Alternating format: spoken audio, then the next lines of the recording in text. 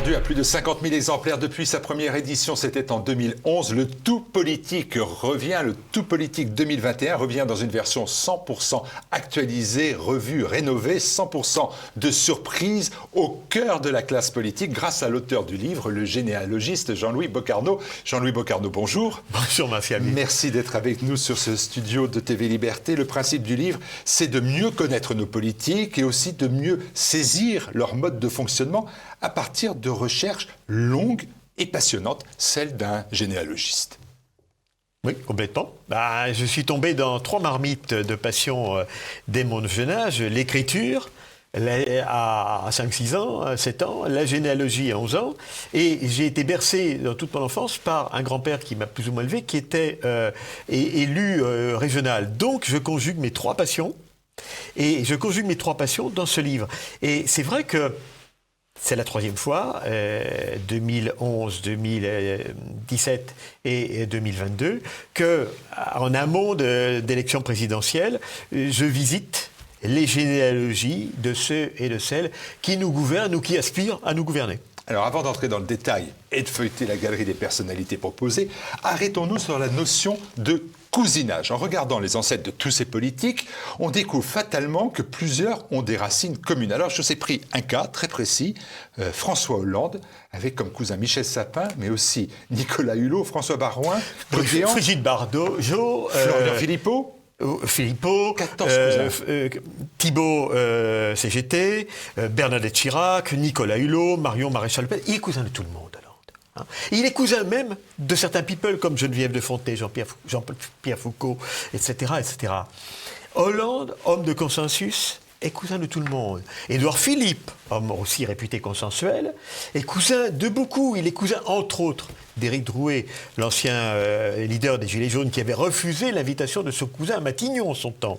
Il est cousin de Benjamin Griveaux, qui lui-même est cousin de Valérie Trierweiler et d'Yvonne Vendroux de Gaulle. Là aussi, beaucoup de cousins chez Philippe, homme consensuel, alors qu'en face, on prend un Emmanuel Macron, et bien on n'arrive pas à lui trouver des cousins. Oh, il a des cousins, forcément, mais des cousins à ce niveau-là, sur l'échiquier politique, et il n'y en a pas. On a l'impression que Macron ne veut pas, se retient, ne veut pas cousiner. Homme réputé travailleur solitaire, voilà, la généalogie confirme. Alors, ce qu'on peut confirmer aussi, c'est que si on fait tous des recherches, on va se retrouver tous des cousins à un moment donné, quoi. Pas seulement François Hollande. Oui, on va se retrouver. Alors François Hollande, je l'avais quand même trouvé cousin. C'est quand même prodigieux. 14 cousins. C'est coïncidence. En 1981, 3 minutes avant l'élection et l'apparition de la tête du candidat sur les écrans à 20h, du candidat, enfin du nouveau président, on aurait pu faire un scoop en disant on ne peut pas encore vous dire qui de Giscard ou de Mitterrand est élu. Ce qu'on peut vous dire, c'est que c'est un descendant d'André Dubé, maître pâtissier à Limoges. Ils avaient tous les deux un ancêtre commun. De la même façon, en 2011, travaillant pour mon bouquin, j'avais trouvé que j'ai passé des jours, des nuits de veille, etc. Mais j'avais réussi à trouver que Sarkozy et Hollande avaient un ancêtre commun, un certain Claude Labuliburti, petit paysan complètement anonyme d'un petit village de Savoie. Ce qui était encore plus étonnant, parce que Sarkozy n'avait qu'un quart de ses ancêtres en France. Une de ses grand-mères, qui était née à Lyon, dont la mère était savoyarde. François Hollande avait tous ses ancêtres en France, mais il y avait aussi une grand-mère, comme Sarkozy, la grand-mère maternelle, qui était lyonnaise, avec une mère savoyarde. Et les 2 arrière-grand-mères savoyardes allaient un peu dans les mêmes secteurs. Donc je me suis dit, on ne sait jamais, ça serait trop beau. J'ai creusé, j'ai recreusé des nuits de veille. Et finalement, j'ai trouvé le Labuliburti comme ancêtre commun, Claude Labuliburti. Complètement anonyme. Donc, le truc, si vous voulez, c'est qu'on a chacun 2 parents, qui avaient 2 parents, qui avaient 2 parents. Quand on fait une généalogie, on peut identifier des centaines, voire des milliers d'ancêtres pour toute personnalité. Si on prend 2 personnes qui ont des ancêtres dans les mêmes régions, il y a toutes les chances pour qu'ils soient cousins. Mais ça ne marche pas à tous les coups. François Fillon et Martine Aubry avaient des ancêtres dans le même petit village Esquihul du Pays Basque. Voyant ça, je me suis frotté les mains en me disant « ils vont être cousins ». Ils ne sont pas cousins.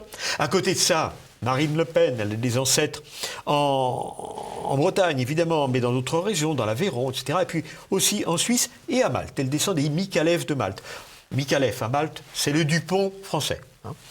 Gérald Darmanin, notre ministre de l'Intérieur, il est du Nord, mais il a des ancêtres en Tunisie qui venaient de Malte, les Darmanin. Et là-dedans, dans les Darmanin à Malte, des Micallef. Dupont et Dupont, mais ce sont les Micallef de la même branche. Et par Malte, on a ces deux ennemis, ils ont été quand même pas mal en rivalité à une certaine époque, sur certains sujets, qui se découvrent, que l'on découvre cousins éloignés. C'est quand même prodigieux. Et puisque nous en sommes aux cousins, Éric Zemmour est cousin d'Enrico Macias, le chanteur. Éric Zemmour cousine, Éric Zemmour a tous ses ancêtres dans l'ancienne Algérie française, et là, on le voit cousiner avec Jacques Attali, et avec aussi Enrico Macias, qui chantait Enfant de tout pays et de toutes couleurs. Alors, s'il y a des parentés surprenantes, il y a aussi des ancêtres surprenants. Vous maintenez, par exemple, une information qui avait été révélée par l'AFP à partir de votre ouvrage en 2017 et qui avait suscité une très vive polémique puisqu'elle était intitulée « Marine Le Pen descend de Mahomet ». Non, c'est maintenant que ça vient de sortir. C'était pas 2017. 2017, AFP, 2017, une provocation. Une provocation, il faut relativiser les choses. On peut estimer, je ne sais pas si Marine Le Pen estime que c'est une provocation. Moi, je dis que 9 Français sur 10 descendent de Charlemagne, si ce n'est pas 10 sur 10, que 2 sur 3 descendent de Saint-Louis, et que quand on descend de Saint-Louis, on descend de Mahomet. Ce qui est logique, je veux dire que ça n'a rien d'étonnant. 3 Français sur 4 descendent de Mahomet. Parce que si on remonte loin, à l'époque de Mahomet, chacun de nous devrions compter plus d'ancêtres que la Terre ne portait d'habitants. C'est-à-dire qu'en gros, on descend de tous les couples féconds vivant à l'époque. Alors, évidemment, surtout d'abord des couples féconds dans l'Hexagone, d'où le fait qu'on descende tous de Charlemagne. Mais là, à cette génération-là, c'est inévitable. On descend pour beaucoup d'entre nous de Saint-Louis ou des rois d'Espagne par un état de slalom généalogique.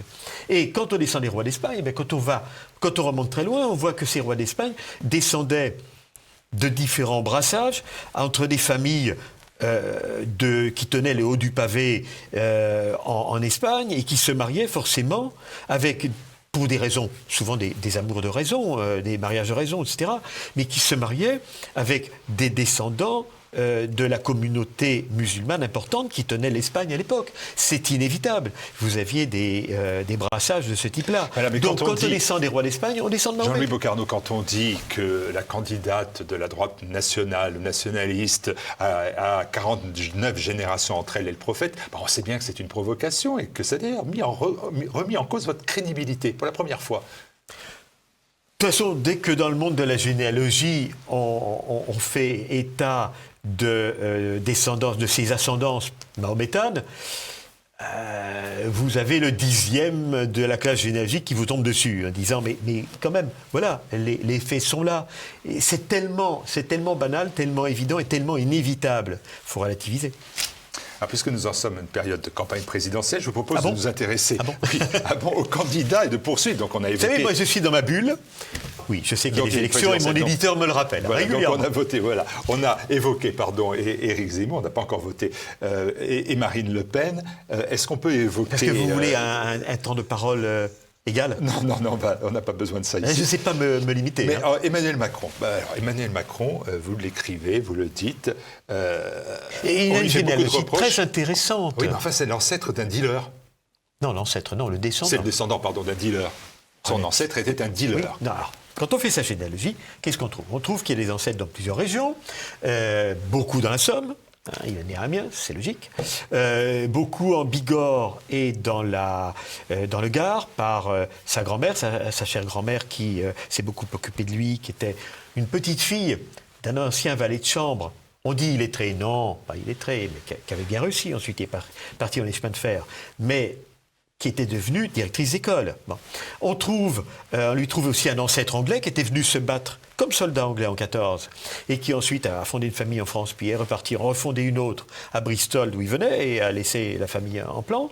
Et on lui trouve des tas d'ancêtres. Et dans ces ancêtres, quand on les passe au peigne fin, je les ai passés au peigne fin avec un complice généalogiste passionné qui s'appelle Jean Debry, eh bien, on s'est rendu compte qu'un certain Jean-Baptiste Legrand, un Picard de la Somme, qui est né, qui avait 25 ans, 1750, qui était un petit filateur. Il se marie, mais d'où vient-il quand il se marie? Il a fait 3 ans au bagne de Brest, il avait été condamné aux travaux forcés parce qu'il avait trafiqué du faux tabac. Alors après, voilà. Et il se refait une santé, il se remarie, il rentre dans le rang. Erreur de jeunesse. Mais c'était un petit dealer de son temps. Un petit dealer. Blanquer, il est ministre de l'enseignement d'Emmanuel Macron, ça ne vous a pas échappé. Lui, il descend de Charlemagne, celui qui a inventé l'école. Il descend de Charlemagne avec des ancêtres espagnols. Il y a une montée énorme. On reflète bien, on voit bien le reflet du melting pot français. La montée, alors, la plupart des origines géographiques, quand même 2 pics très intéressants, qui sont le Nord-Pas-de-Calais et diamétralement opposés les Pyrénées-Atlantiques. C'est là où se situe autrefois, la plupart des hommes politiques avaient des ancêtres, de premier plan avaient des ancêtres, beaucoup en Massif central. C'est fini, c'est révolu, jusqu'à nouvel ordre. Mais pour le moment, ils sortent majoritairement Hauts-de-France et Pyrénées-Atlantiques, mais avec aussi beaucoup d'origines étrangères, énormément, ce qui est bien logique. Origines étrangères, avec la montée de l'Espagne, des noms comme Hidalgo, Mélenchon est espagnol, voilà, on a tous ces gens-là qui sont là, avec beaucoup d'Italiens aussi, ce qui est assez logique. On reste à gauche, si vous me permettez, pour s'intéresser au cas de Jean-Luc Mélenchon. Qui est à gauche, entre autres indiscrétions et anecdotes, oui, ça, je crois que ce n'est pas une révélation. Celui qui a puisé ses racines, vous l'avez dit, en Espagne, mais aussi en Algérie et en Italie. Et en Sicile. Oui, en Sicile. Il a été enfant de cœur, ce qui n'est plus vraiment le cas aujourd'hui. Mélenchon, enfant de cœur. Qu'il soit enfant de cœur, non, je ne crois pas. Mais à l'époque, il l'a été. Et il l'a été, lui dira peut-être erreur de jeunesse, je ne sais pas. Mais bon, il y a aussi les petits boulots. Les petits boulots sont intéressants. Qui se souvient ou qui sait que... Alors, Nicolas Sarkozy était fleuriste. Jacques Chirac avait vendu l'UMA sur le boulevard Saint-Michel. Dupond-Moretti a payé ses études par l'état de petits boulots, dont celui de fossoyeur, dit-il. C'est très intéressant. Et pour la généalogie aussi, ça a un intérêt, cela. Vous m'avez dit tout à l'heure, quand on en discutait aussi, le fait, par exemple, qu'on soit de parents divorcés ou qu'on soit divorcé soi-même, ça a aussi une incidence sur votre réflexion. Moi, je suis généalogiste. Je reconstitue des généalogies, des galaxies familiales, etc. Je constate, je n'interprète pas, je ne suis pas ni psychologue, ni sociologue, etc. Mais je constate que la plupart de nos hommes et femmes politiques de premier plan sont issus soit de couples mal assortis, comme les parents Hollande, qui avaient des opinions politiques diamétralement opposées, qui n'avaient pas divorcé pour autant, soit de couples séparés, soit de couples divorcés. C'est une proportion largement au-dessus de la moyenne nationale. Et ça n'est certainement pas anodin, parce que le divorce des parents est toujours quelque chose qui déstabilise, qui déséquilibre, qui oblige à se rééquilibrer, à se reconstruire, à se construire une personnalité très forte. Et non seulement, pour beaucoup d'entre eux sont issus de couples mal assortis ou divorcés, mais beaucoup d'entre eux eux-mêmes ont divorcé. Et là aussi, on est sur une moyenne sur des chiffres largement au-dessus de la moyenne nationale. Et quand on prend les principaux candidats, la plupart d'entre eux ont les 2 caractéristiques, c'est-à-dire sont issus de couples séparés et eux-mêmes ont divorcé. Il n'y en a qu'une qui n'a ni l'un ni l'autre, c'est Valérie Pécresse. C'est Valérie Pécresse. On reste à gauche, néanmoins, si vous voulez bien, toujours, et s'intéresser, alors, parce que vous faites une fiche par personne, donc je me suis plongé dans à peu près 90 personnalités. 90 personnalités, pas seulement politiques, syndicales aussi. Ceux qui pèsent, il y a Geoffroy Roux de Bézieux, il y a Martinez, CGT, etc. Ceux qui pèsent sur... Et beaucoup d'explications sur vos études, sur les niveaux d'études, sur les études, comment vous les avez menées, etc. Donc c'est passionnant, mais je me suis intéressé à Jadot, peut-être moins passionnant, fils d'instituteur, mais vous insistez néanmoins sur le fait... Non, c'est très intéressant. C'est une autre constante. Aujourd'hui, de quel milieu sortent-ils, tous ces gens-là, de quel milieu sont-ils issus? Plus de l'agriculture. Des enfants d'agriculteurs, il n'y en a que 3 dans mes 90. Il y a François Bayrou, il y a Christian Jacob et il y a Jean Lassalle. Plus du monde agricole en direct. On a tous des ancêtres paysans, ils en ont tous. Bien sûr. Pratiquement pas d'enfants d'ouvriers. Pratiquement pas, très très peu. Et presque tous ont, dans leur généalogie proche, un ancêtre, un parent, des parents parfois. Yannick Jadot est enfant d'un couple d'instituteurs. Il est né dans le bâtiment d'une école communale d'un petit village de l'Aisne. Mais soit enfant d'un couple d'instituteurs, soit enfant d'un enseignant, petit enfant d'un enseignant. Il y a toujours... C'est ce qui permet aux familles, la profession d'instituteur, c'est ce qui a permis aux familles de prendre l'ascenseur social. C'est très très net, de faire leur montée et d'arriver aux ouvertures, etc. Il y a beaucoup d'anecdotes qui figurent parmi ces notes. Et là, j'ai noté donc pour Jadot, je reviens vers lui. On n'a pas son temps de parole. Hein. C'est pour ça que j'essaie de faire ce que les Verts et leur temps de parole. Il avait des ancêtres qui portaient le chapeau. Et puis alors, je me suis aperçu... Des ancêtres qui portaient le chapeau, mieux, qui fabriquaient les chapeaux. Qui fabriquaient les chapeaux. Hein. Il sortait d'un petit bourg en Wallonie, en Belgique. Il était belge à l'origine, les Jadot. Il venait de Glons. Et à Glons, la grande spécialité, depuis qu'un curé, avant l'époque de la Révolution, ait appris à ses paroissiens à tresser des chapeaux avec la paille locale, la grande spécialité, c'est la fabrique de chapeaux. Et tous les habitants du secteur migraient pour vendre des chapeaux et s'installaient souvent comme chapeliers. Ça a été le cas des ancêtres de Yannick Jadot. Alors, parmi les anecdotes, il y en a une quand même qui vaut son pesant de cacahuètes, si vous me permettez l'expression, c'est qu'il a été condamné, je ne m'en rappelais pas, en 2005, pour atteinte aux intérêts supérieurs de la nation. Oui, Greenpeace. Atteinte aux intérêts supérieurs de la nation. Est-ce qu'on peut être candidat à la présidentielle avec une telle condamnation? Écoutez, la réponse est oui. La réponse est oui. Élève de Sainte-Marie-de-Neuilly, c'est pas Yannick Jadot, bachelière à 16 ans, deuxième de la promotion Condorcet, ENA, 1992. Et camp de jeunesse en Russie? Et camp de jeunesse en Russie, Valérie Pécresse, elle a fréquenté les camps des jeunesses communistes en URSS. Elle est passionnée. Pour une mission particulière, dit-elle. Oui. Elle distribuait des Bibles pour les futurs migrants. Et elle est passionnée, elle est très très sensible à toute la culture russe, je crois.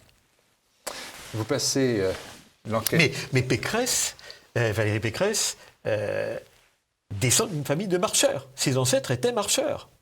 Pas marcheurs au sens La République en marche, mais marcheurs en ce sens que Valérie Pécresse est née roux.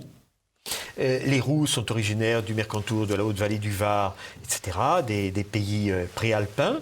Et là, comme beaucoup, ils étaient marchands, négociants, etc. C'est-à-dire que c'était des petits colporteurs ambulants qui, une grande partie de l'année, sillonnaient les routes à pied pour vendre ce qu'ils avaient dans la haute du colporteur. Alors, elle sillonne les routes, elle, en voiture, actuellement pour faire campagne, et vous poussez l'enquête très loin quand vous révélez qu'enfant, elle chantait avec ses cousines les chansons d'Annie Cordy et Claude François dans les mariages. Une aisance que l'on n'a peut-être pas retrouvée dans tous ces meetings. Mais comment vous arrivez à savoir qu'elle chantait Annie Cordy et Claude François? On veut se renseigner. À moins que vous la connaissiez. Non, je ne la connais pas. Je suis cousin de son mari, de loin, mais je suis cousin de beaucoup, parce que non seulement j'y trouve cousin entre eux, mais moi je me trouve cousin avec Ségolène Royal, avec des tas d'autres, forcément. Forcément, quand on a beaucoup d'ancêtres et qu'on connaît ses ancêtres, on va pouvoir faire des rapprochements. Annie Cordy et Claude François, vous êtes sûr? Personne d'autre? À ma connaissance. Ça m'amène à vous poser quand même cette question. Vous êtes un généalogiste célèbre, mais vous aimez quand même aussi tout ce qui est insolite dans l'ouvrage. Ce que vous ressortez, c'est quand même tous ces faits insolites, ces anecdotes, qui font que c'est agréable à lire et que c'est même amusant et parfois bluffant. C'est ça, ou est-ce que ça reste quand même le fait que vous avez trouvé ces cousins qui sont en 1750 et quand vous l'avez trouvé, c'est cette petite victoire. Qu'est-ce qui prend le dessus, le pas sur votre démarche? L'anecdote ou le fond? Non, c'est que j'aime chercher, je suis addict, comme tous les passionnés de généalogie, qui sont des centaines de milliers, sinon plus. Nous sommes addicts. Vous me mettez sous les yeux l'acte de naissance de l'arrière-grand-père de Valérie Pécresse, l'acte de naissance de votre arrière-grand-père ou l'acte de naissance de l'arrière-grand-père de ma pharmacienne en me disant « cherchez le mariage des parents ». Je cherche. Et tant que je ne l'ai pas trouvé, je continue à chercher. Et s'il est difficile à trouver, j'y passe ma nuit. Comme avec la parenté Sarkozy-Hollande. C'est de l'addiction, on aime chercher. Et la généalogie est faite pour ceux qui aiment chercher. C'est pas une question de niveau culturel, de niveau d'études ou autre. Non, c'est une question de tournure d'esprit. Quand on aime chercher, on est fait pour faire la généalogie. Celui qui n'aime pas chercher, il ne fera pas de bonne généalogie, il ne fera pas de bonne recherche. Il y a des centaines de milliers de personnes qui, pendant le confinement, réellement se sont passionnées pour la généalogie. Et qui continuent à en faire, parce que c'est une victoire pour vous. Elles aiment chercher, elles sont faites pour chercher, elles ont trouvé. Beaucoup se font piéger aussi parce que c'est la mode des tests ADN. C'est interdit en France, mais beaucoup le font quand même, c'est gratuit. On voit, pour connaître les origines ethniques, ça n'arrive pas à grand-chose, mais bon, et découvrent des parentés génétiques, ils se posent des questions, et c'est une occasion pour eux, pour elles, de découvrir la généalogie, et si ils sont faits pour en faire, ils vont en faire. Donc à chaque génération, vous avez de nouvelles occasions.